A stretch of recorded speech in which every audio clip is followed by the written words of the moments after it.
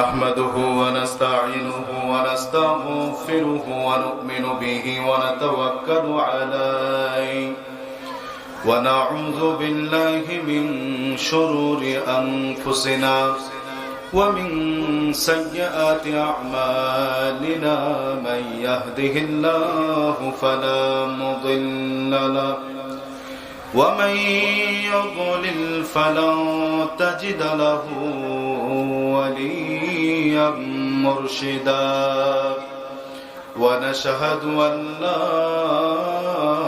إله إلا الله وحده لا شريك له ونشهد أن سيدنا إمامنا قدوتنا حبيبنا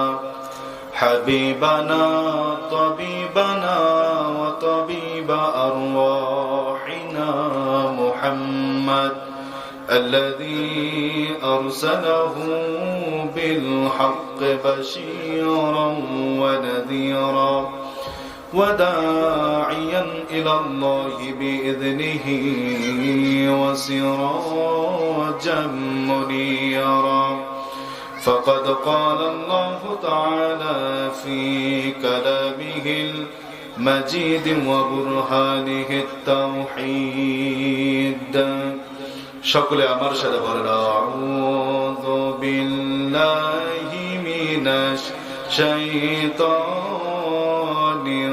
রাজিম বিসমিল্লাহির রাহমানির রহিম ওয়া লাকাদ লুকমানাল হিকমাতা আনিস কুলিল্লাহ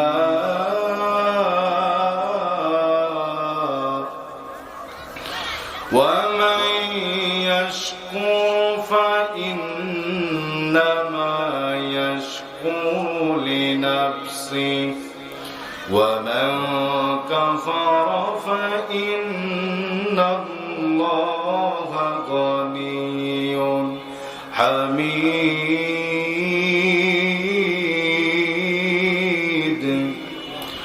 وقال تعالى في شأن حبيبه إن الله وملائكته يصلون على النبي يا أيها الذين آمنوا صلوا عليه وسلموا تسليما আমরা সকলে দরুদ ইব্রাহিম পড়ি اللهم صل على محمد وعلى آل محمد كما صليت على إبراهيم وعلى آل إبراهيم إنك حميد مجيد اللهم بارك على محمد وعلى آل محمد كما باركت على إبراهيم وعلى آل إبراهيم إنك حميد مجيد زيارت مدینہ کی دل میں ہے تمنا نہیں ہے میرے پاس سفر کا زمانہ সকলে পড়েন বালাগাল উলা বিকামালিহি কাশাফাত দুজা বিজামালিহি হাসনাত জামিউ খিসালিহি সাল্লু আলাইহি ওয়া আলিহি।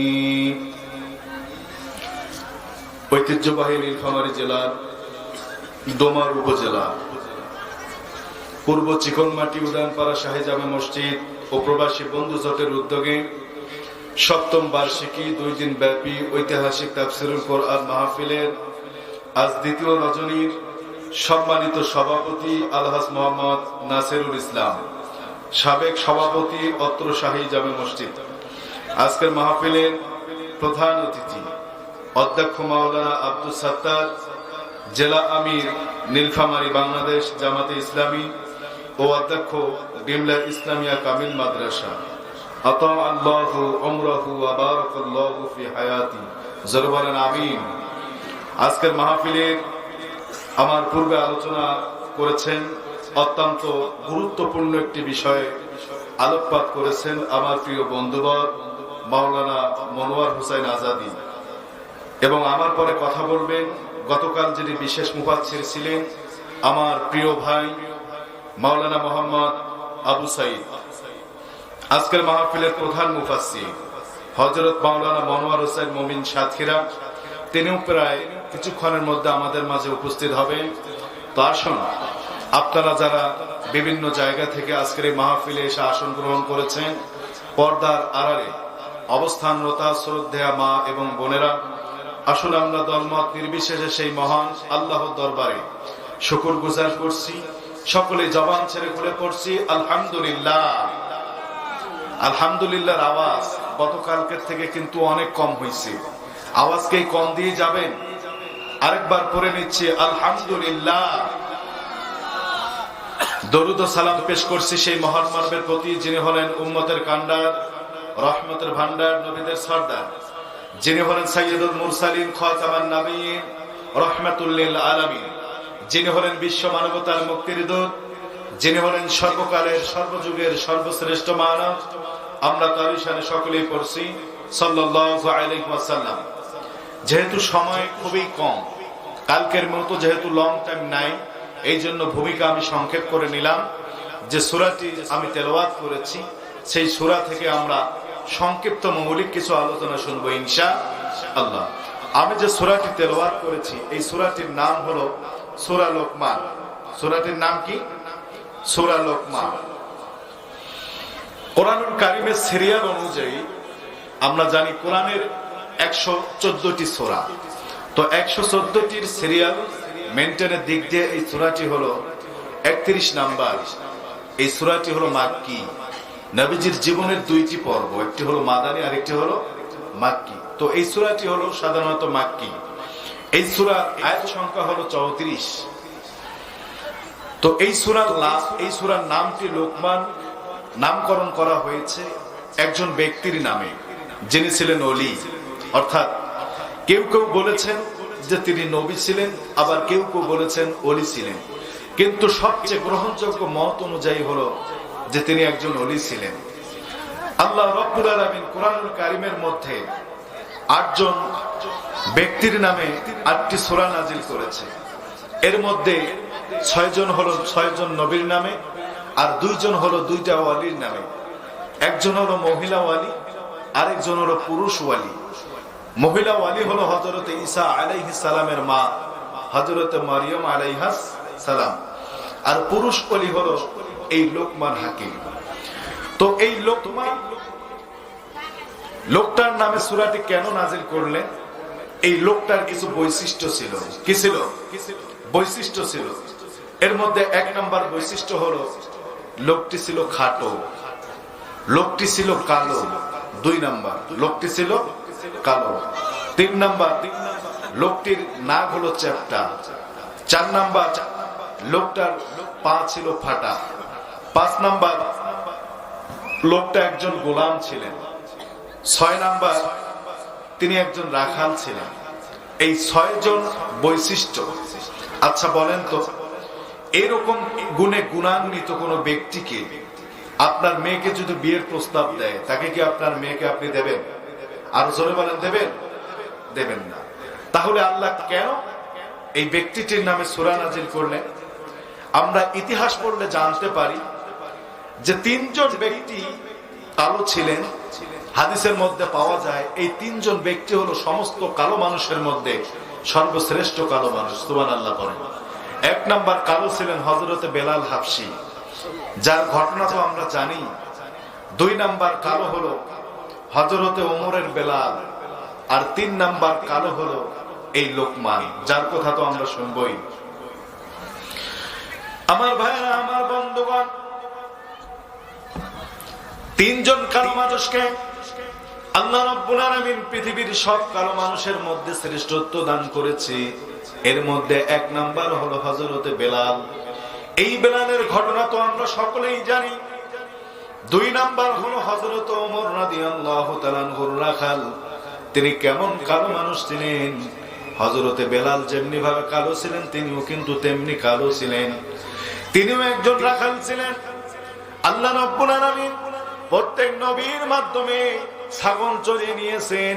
এর কারণ হলো যারা ছাগল চড়ায় এদের একটা ধৈর্য ক্ষমতার প্রয়োজন আছে। কারণ ছাগল যারা চড়ায় দেখবেন ছাগল টেনে নিয়ে যেতে হুট করে সামনে একটা ব্রেক দেয়, তাকে নিয়ে যাওয়া মুশকিল হয়ে যায়, ঠিক কিনা বলে? যে লোকটার তো মাথা গরম হয়তো ছাগলও আশ্রান দিয়ে দেয়, ঠিক কিনা? কিন্তু এই যে ছাগল চড়াতে একটা ধৈর্যের প্রয়োজন আছে না নেই? প্রত্যেক নবীর দ্বারায় আল্লাহ ছাগল চড়িয়ে নিয়েছেন। কেন?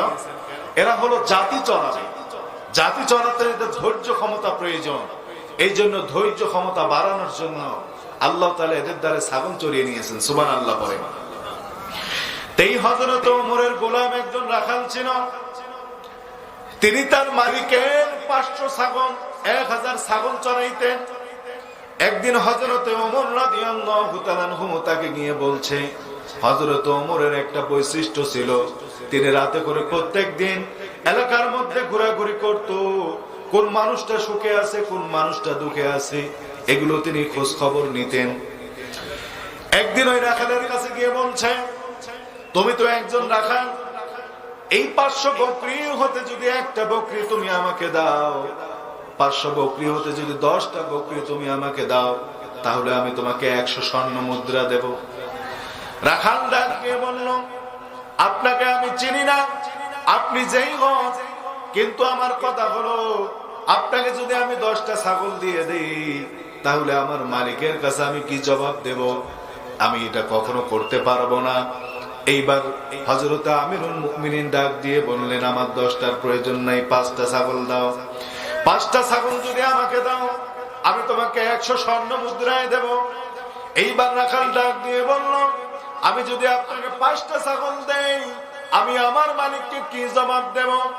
এইবার আমিরুল মুমিনিন ডাক দিয়ে বললেন, আমার 10টার প্রয়োজন নাই, 5টার প্রয়োজন নাই, তুমি আমাকে একটা বকরি দাও, আমি তোমাকে 100 স্বর্ণ মুদ্রা দেব।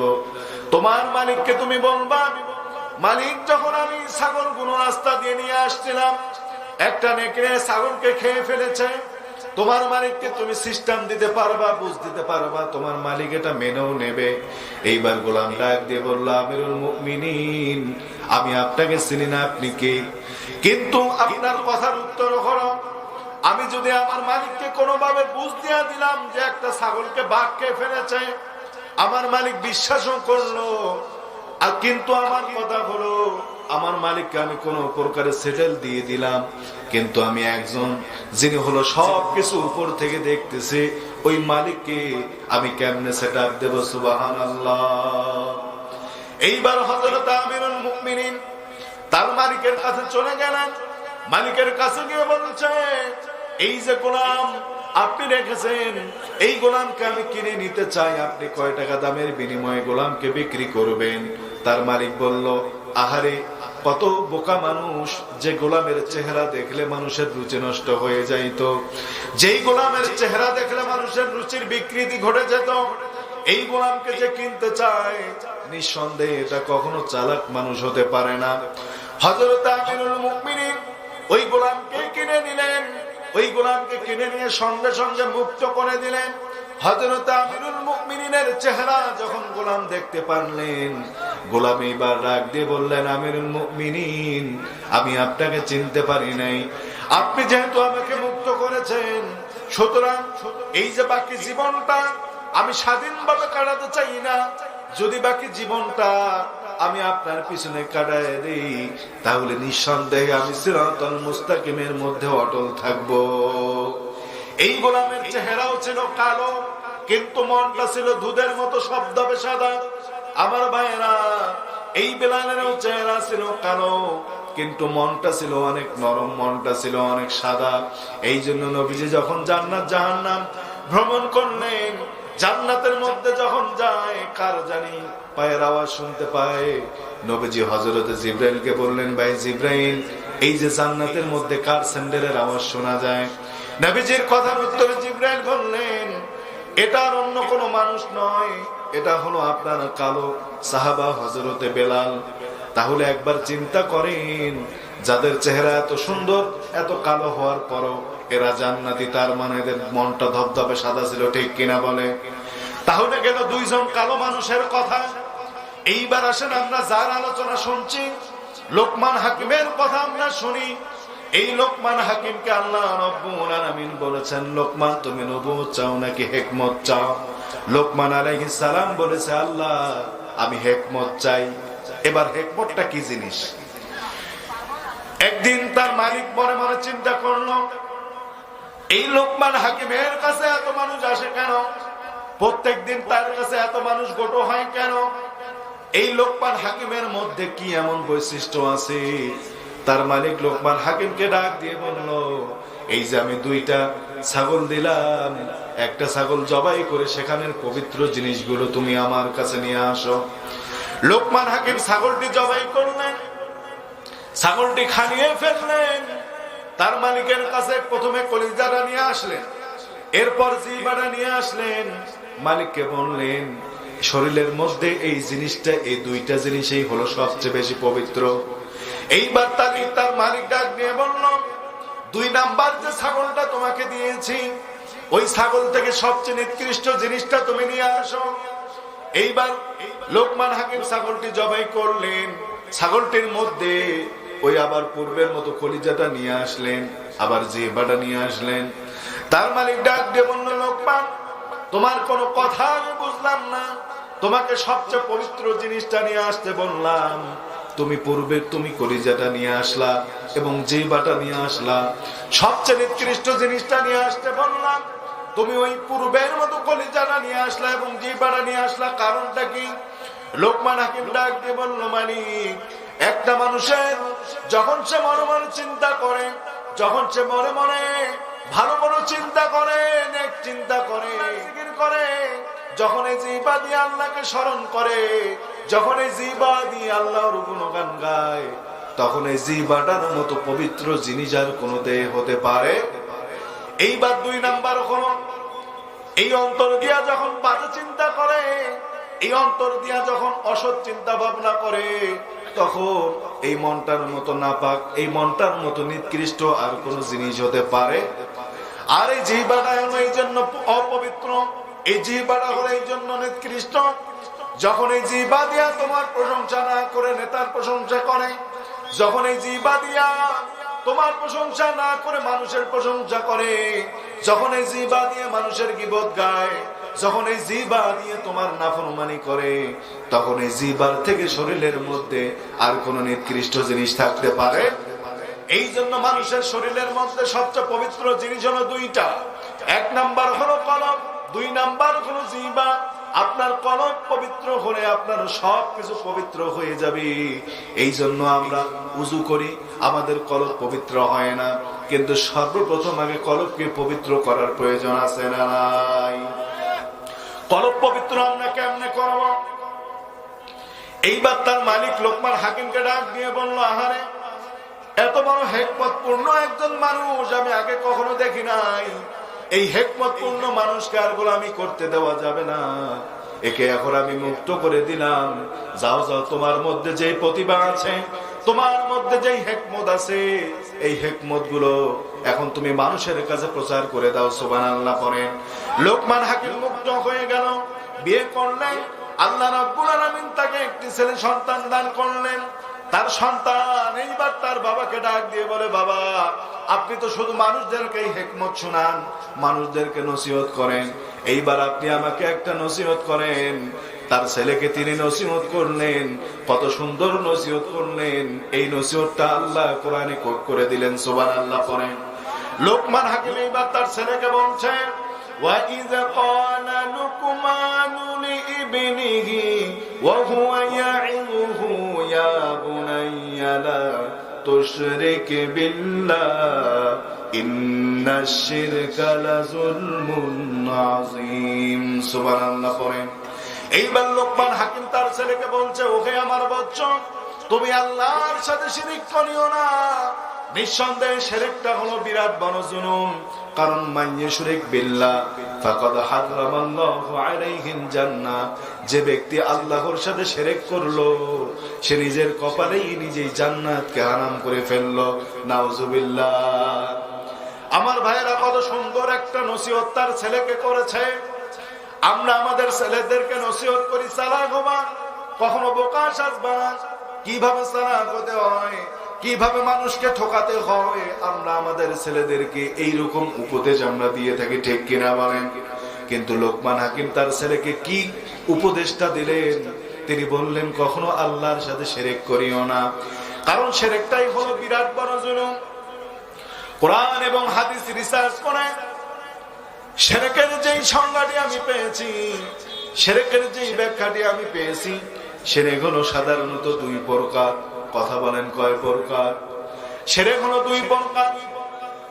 এক নাম্বার হলো শিরকে কুবরা, মানে হলো বড় শিরক, যেই শিরকটা করলে নতুন করে মুসলমান হতে হবে।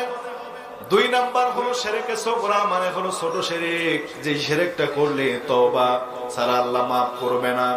এই বড় শিরকটা হলো আবার তিন প্রকার। কথা বলেন, কয় প্রকার? বড় শিরকটা হলো তিন প্রকার। এক নাম্বার হলো আশিরকু ফির রুবুবিয়্যাহ, দুই নাম্বার হলো আশিরকু ফিল উদুদিয়্যাহ, তিন নাম্বার হলো আশিরকু ফিল ইসমে ওয়াস সিফাত। তাহলে এক নাম্বার আশিরকু ফির রুবুবিয়্যাহ, মানে হলো আল্লাহর রুবুবিয়াতের সাথে শিরক করা। বলেন তো আমাদের রব কে? আর জোরে বলেন, আমাদের রব কে? আমাদের রব হলো আল্লাহ। আল্লাহ রাব্বুল আলামিন বলেন, আলা লাহুল খালকু ওয়াল আমর, আমি আল্লাহ তোমাদেরকে সৃষ্টি করেছি, সুতরাং আইন যদি মানতেই হয়, আইন মানবে একজনের, তিনি কি? আমি আল্লাহ সৃষ্টি করলাম, আমি আল্লাহ এই জমিন তোমাদের জন্য সৃষ্টি করলাম, এই জমিনের উপর দাঁড়াবা, আমি আল্লাহর সৃষ্টি, মানুষের আইন মানবে, আমি আল্লাহ এটা কখনো মেনে নেব? তাহলে আল্লাহর আইন বাদ দিয়া মানুষের আইন মেনে নেওয়ার নামেই হলো আল্লাহর রুবুবিয়াতের সাথে শিরক করা। রব শব্দের অর্থ হলো রিজিক দাতা, রব শব্দের অর্থ হলো পালন কর্তা, রব শব্দের অর্থ হলো সৃষ্টিকর্তা, রব শব্দের অর্থ হলো রিজিক দাতা। আমরা মনে করি যে আমাদের জমি আছে, এই জমি যদি আমার না থাকতো আমি খাইতাম কি? আমার চাকরি আছে, এই চাকরি যদি না থাকতো আমরা খাইতাম কি? এই যে একটা বিশ্বাস করে নিয়েছি, এইটা যদি আমরা করে নিই, তাহলে আল্লাহর রুবুবিয়াতের সাথে শিরক করা হবে। ভাইরা আমার, আল্লাহ রাব্বুল আলামিন বলেন, যারা আমার রচিত আইন না মেনে মানুষের রচিত আইন দিয়ে সমাজ পরিচালনা করে, এরাও আমার রুবুবিয়াতের সাথে শিরক করে। আর আমার সাথে যারা শিরক করবে, কিয়ামতের ময়দানে আমি আল্লাহ রাব্বুল আলামিন তাকে কখনো ক্ষমা করব? দুই নাম্বার হলো শিরকু ফিল উদুদিয়্যাহ, মানে হলো ইবাদতের মধ্যে শিরক করা। ইবাদত করতে হবে একজনের, তিনি কে? আল্লাহ রাব্বুল আলামিন বলেন, লাকাদ খালাকনাল ইনসানা ফি আহসানি তাকওয়িম, আমি আল্লাহ রাব্বুল আলামিন মানুষদেরকে সবচেয়ে সুন্দর আকৃতি দিয়ে সৃষ্টি করেছি। অর্থাৎ চাঁদের থেকেও সুন্দর করে আমি আল্লাহ রাব্বুল আলামিন মানুষ সৃষ্টি করেছি। সুম্মা রাদাদনাহু আসফালা সাফিলিন, এরপরে তাদের নিম্ন স্তরে আমি আল্লাহ রাব্বুল আলামিন পৌঁছে দিয়েছি। আসফালা শব্দ তাফসিরে ফিজিলালিল কোরআন আল্লামা সাইয়্যিদ কুতুব রাহমাতুল্লাহি আলাইহি বলেন, এর ব্যাখ্যা করতে গিয়ে বলেন, মানুষকে আল্লাহ সোজা হিসেবে সৃষ্টি করেছে। আপনি পৃথিবীতে দেখবেন যত প্রাণী আছে, সব প্রাণী যখন খাবার খায় মাথাটা নিচু করে খায় নাকি উপরের দিকে করে খায়? মাথাটা নিচু করে খায়। একমাত্র মানুষ শুয়েও খেতে পারে, বসেও খেতে পারে, দাঁড়িয়েও খেতে পারে, ঠিক কিনা বলেন? কারণ এই মানুষ যদি কপাল নত করতে হয়, মস্তক যদি নত করতে হয়, দুনিয়ার সামান্য খাবারের কাছে নয়, মাথা নত করতে হবে একজনের কাছে, তিনি কে? আমার ভাইরা, আমার বন্ধুগণ, কিন্তু আমরা কি করি? আল্লাহর ইবাদত না করে কপাল লাগিয়ে আমরা মাজারে সেজদা দেই। এই মাজারে সেজদা দেওয়ালা লোক আমার আপনার সমাজে আছে না নাই? সন্তান না হলে বাবার কাছে গিয়ে চাই, কবরের মধ্যে মোমবাতি জ্বালায় দেই, কবরে গিয়ে সেজদা দেই, টাকা দেই, পয়সা দেই। আরে লোকটা যখন বাঁচি ছিল, এই লোকটা না খেয়ে মারা গেছে, এই লোকটা টাকার অভাবে মারা গেছে, এই লোকটার ঘরে আগুন ছিল না, ঘরে বাতি ছিল না, এখন তার টাকার দরকার নাই, এখন তার খাবারের দরকার নাই, এখন তার মোমবাতির দরকার নাই। এখন আপনি কাকে টাকা দিচ্ছেন, কাকে মোমবাতি দিচ্ছেন? এই যে কলমদার, এই কলমদারে দেখবেন অনেকে বাড়ির বড় মুরগি জবাই করে নিয়ে গিয়ে খাবার দেয়, আছে না নাই? এগুলো হলো আল্লাহর ইবাদতের মধ্যে শিরক করা। আল্লাহর ইবাদতের মধ্যে শিরক করা যাবে না। এরপরে আশিরকু ফিল ইসমে ওয়াস সিফাত, আল্লাহর গুণাবলীর মধ্যে শিরক করা। আল্লাহ রাব্বুল আলামিন হলো আমাদের প্রভু। এই পৃথিবীতে যা কিছু আছে, আমরা যেখান থেকে রিজিক পাই, সবগুলোই হলো উপকরণ। কিন্তু উপকরণকে কখনো প্রভুর স্থান দেওয়া যাবে? উপকরণকে প্রভুর স্থান দেওয়া যাবে? যাবে না। এইবার আসেন শিরকের সগরা, মানে হলো ছোট শিরক। এই তিনটা শিরক যদি কোনো ব্যক্তি করে, এই ব্যক্তিটা নতুন করে মুসলমান হতে হবে, না হলে কিয়ামতের ময়দানে আল্লাহ রাব্বুল আলামিন তাকে maaf করবে। এইবার ছোট শিরকটা হলো কেমন? ছোট শিরকটা হলো কয়েক প্রকার। এক নাম্বার ছোট শিরক হলো রিয়া, মানে হলো মানুষকে দেখানো। যারা মানুষকে দেখানোর জন্য ইবাদত করে, যারা মানুষকে দেখানোর জন্য নামাজ পড়ে, আল্লাহ রাব্বুল আলামিন বলেন ফাওয়াইলুল লিল মুসাল্লিন আল্লাযীনা হুম ফি সালাতিহিম সাহুন। জোরে বলেন আল্লাহু আকবার। আল্লাহ রাব্বুল আলামিন বলেন যারা লৌকিকতা প্রদর্শনের জন্য নামাজ পড়ে, এই মানুষগুলোকে আমি আল্লাহ রাব্বুল আলামিন কিয়ামতের ময়দানে ওয়াল নামক জাহান্নাম দেব, নাউজুবিল্লাহ। তাহলে মানুষকে দেখানোর জন্য যারা নামাজ পড়ে, ওই যে আমি গতকাল বলেছিলাম মানুষকে দেখানোর জন্য হজ করে, এরকম হাজি আবার আপনার সমাজে আছে না নাই? আমার ভাইয়েরা, শিরকে আসগার 2 নাম্বার হলো কসম খাওয়া। আমরা অনেকে আল্লাহর নাম বাদ দিয়া মানুষের নামে কসম খাই, আছে না নাই? মায়ের নামে কসম খাই, চৌখের নামে কসম খাই, গাড়ি নিয়ে কসম খাই। এরকম ব্যক্তি আমার আপনার সমাজে আছে না নাই? আল্লাহর নাম নিয়ে কারবেন দুনিয়ার কোন নামে, আল্লাহর নাম বাদ দিয়ে অন্য কারো নামে কসম খাওয়া যাবে না। কসম খাইতে হলে একজনের নামে খাইতে হবে। জোরে বলেন তিনি কে? আমার ভাইরা, আমার বন্ধুগণ, এরপর ছোট শিরকের 3 নাম্বার হলো কুলক্ষণ আর সুলক্ষণ। আমরা অনেকে বলি এই যে কার চেহারা দেখিয়ে সকালে ঘুম থেকে উঠছো, সব টাকা হারি টারি শেষ, এরকম আছে না নাই? এরপর আবার কি বলি সুলক্ষণ আর কুলক্ষণ, এই যে তুই আসার সাথে সাথে কারেন্টটা চলে গেল, তুই কুশাইতা, এরকম লোক আছে না নাই? আবার কি করে সকালবেলা বাকি দেওয়া যাবে না, যদি সকালবেলা বাকি দেয় সারাদিন বাকি দিতে যাইবে, এরকম লোক আছে না নাই? আবার সন্ধ্যার সময় বাকি দিতে চায় না, বেচারার মা গ্যাসের ট্যাবলেটের জন্য মরি যাচ্ছে, ওই দোকানও দেখছে গ্যাসের ট্যাবলেট নিবা, এবার কই সন্ধ্যার সময় বাকি দেওয়া যাবে না। এরকম দোকানদার আমার আপনার সমাজে আছে না নাই? যারাই সুলক্ষণ আর কুলক্ষণে বিশ্বাসী, এরা আল্লাহর সাথে শিরক করে। এগুলো যারা করবে, এরা তওবা না করা পর্যন্ত কিয়ামতের ময়দানে আল্লাহ তাদেরকে ক্ষমা করবে। আমার ভাইরা, আমার বন্ধুগণ, এরপরে আবার কি হয়? এরপরে যারা মানুষের চেহারা দেখে বলে আজ চেহারা দেখি, কার চেহারা দেখে উঠছো, অনেক বড় ক্ষতি হয়ে গেছে, এরকম লোক আছে না নাই? এগুলো বলা যাবে? এগুলো বলা যাবে। এইবার আছেন 4 নাম্বার হলো গণকের কাছে হাত দেখানো। আমরা অনেকে গণকের কাছে হাত দেখাই, গণকের কাছে হাত দেখে আমরা ভবিষ্যৎ জানতে চাই। আল্লাহ রাব্বুল আলামিন ভবিষ্যতের জ্ঞান কোন নবীকে দেন নাই। নবীকে পর্যন্ত আল্লাহ রাব্বুল আলামিন ভবিষ্যতের জ্ঞান দেন নাই। প্রত্যেকটা নবীকে আল্লাহ সবকিছু দিয়েছেন। প্রত্যেকটা নবীকে আল্লাহ বিভিন্ন কৌশল, বিভিন্ন অলৌকিক ঘটনা দিয়েছে, কিন্তু কোন নবীকে আল্লাহ রাব্বুল আলামিন ভবিষ্যতের জ্ঞান দেন নাই। তাহলে নবীদেরকে যে আল্লাহ রাব্বুল আলামিন ভবিষ্যতের জ্ঞান দেন নাই, তাহলে গণক কিভাবে ভবিষ্যতের কথা বলবি? নিঃসন্দেহে টাটকার মুনাফিক, ঠিক কিনা? ওর কাছে হাত দেখবার যা দিবের একটা ঠাস করি চর, আর মুজে তো গেলা চর দিন, তো এটা হাত দেখি বুঝা পাইনি, ঠিক কিনা বলে? আমার ভাইরা, আমার বন্ধুগণ, এরপর ছোট শিরকের 5 নাম্বার হলো তাবিজ ঝুলানো। এই তাবিজ ঝুলানো আছে না নাই? এমন তাবিজ ঝুলায়, এই তাবিজ যদি না ঝুলাইতো তাহলে আর সোয়াই হইতো না, আছে না নাই? এই তাবিজ যদি না ঝুলাইতো তাহলে ছেলেটা প্রত্যেকদিন রাতে ঠিক মতো ঘুমাইতো না। বলেন তো সন্তান দেওয়ার মালিক কে? সন্তান দেওয়ার মালিক একজন, তিনি কি? সে আল্লাহ আমাদেরকে সন্তান দেয়, কথা বিশ্বাস করা লাগবে। এরপর ছোট শিরকের 6 নাম্বার হলো কুসংস্কার। কুসংস্কারের মধ্যে হলো ছোট বাচ্চার কপালে টিপ দেওয়া, যে টিপ যদি দেয় তাহলে কেউ নজর দিতে পারবে না, এরকম লোক আমার আপনার সমাজে আছে না নাই? এরপর ছোট শিরকের মধ্যে আরেকটা হলো জামটিয়া কলা খাওয়া। এ বলে জামটিয়া কলা যদি খায় আর জামটিয়া ছোঁয়া হবে, এরকম লোক আছে না নাই? ওর মাথায় যদি 2টা টিকলি দেখে বলে যে 2টা বিয়াও হবে। কথা বলছে না কেন? ওর মাথার 2টা টিকলি দেখিলে বলে 2টা বিয়াও হবে, এরকম লোক আছে?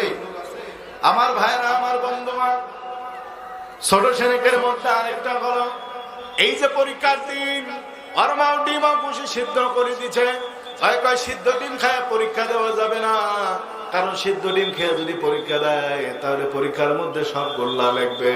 এরকম লোক আমার আপনার সমাজে আছে না নাই? তাহলে কি বুঝলাম? যে ছোট শিরকের মধ্যে আরেকটা হলো জামটিয়া কলা খাওয়া, ঠিক কিনা? এই বিশ্বাস করা জামটিয়া ছোঁয়া খাইলেও জামটিয়া কলা খাইলেও জামটিয়া ছোঁয়া হবে, ঠিক কিনা বলেন? এই বিশ্বাস আছে না নাই? আর মাথার 2টা টিকলি দেখিলে বলে 2টা বিয়ে হবে। কথা বলে বাইরা আমার, এর মধ্যে 7 নাম্বার, ছোট শিরকের মধ্যে 7 নাম্বার হলো কাউকে চুম্বন করা। রাস্তা দিয়ে গেলেন, দেখলেন আমার পা আপনার পায়ের মধ্যে লাগছে, এইবার সম্মানার্থে আমার মধ্যে আপনি এরকম করে চুমা খাচ্ছেন, আছে না নাই? তাহলে আমার প্রশ্ন হলো, এই ধাক্কা যদি মহিলার সাথে লাগে তাহলে এই মহিলাকেও কি আপনি চুমা খাবেন? কত বড় ভণ্ড! আর ধাক্কা না গেছে তা কি হয়েছে ভাই? সরি, ঠিক আছে, ওকে এইভাবে চুমা খাবার না হারে। আর ওই ধাক্কা যদি মহিলার সাথে লাগে তাহলে মহিলাকেও ধরি তুই চুমা খাবি? মুনাফেক! আল্লাহ আমাদের এই শিরক মুক্ত জীবন গঠন করার তৌফিক দান করুক। জোরে বলেন আমিন, আরো জোরে বলেন আমিন। আলোচনা তো এতক্ষণ ধরে একটু নরমই হলো, ঠিক কিনা বলেন? কারণ গতকালও একটু গোলা বসা ছিল, আইজও গোলা বসা। এইবার আলোচনা হবে গরম, ঠিক কিনা বলেন? এই গরম লোক চলে আসছে কিছুদিন আগত পঞ্চগড় মাহফিলত মাইজান সবাই নাঠে দিয়া হুলুস তুলুস কাণ্ড কীর্তি কি ধরে না হিডাইছে। এরকম আলোচনার প্রয়োজন আছে না নাই? আরো জোরে বলেন আছে না নাই? তারা তারা চান 2 হাত তুলে দেখান মুসলমান। আল্লাহ আজকের মাহফিল কবুল করে নিক। জোরে বলেন আমিন।